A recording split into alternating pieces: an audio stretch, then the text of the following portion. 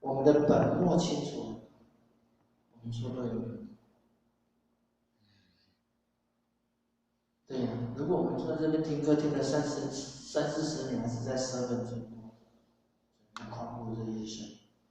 把赚钱摆在第一位，把修行摆在后面，把根本忘了是追求末杀成的工具。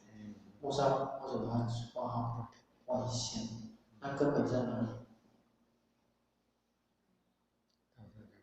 根本在这里。你什么信念？你什么价值观？我菩萨的想法、信念、价值观跟我们反复不一样。所谓的孝圣法行，孝是圣贤的圣。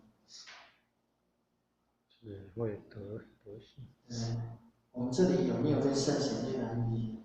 这个才是高的，对不对？那容易吗？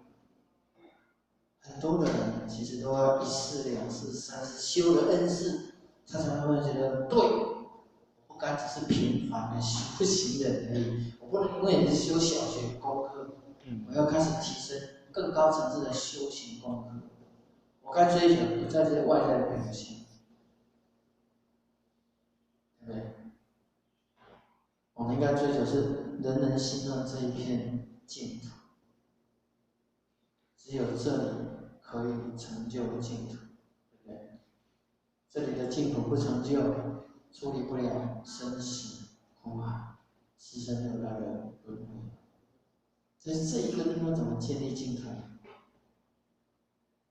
得去下功夫，得下功夫。好，要讲无常，必须要谈到这个5种不能够保，那是世尊所提的。我想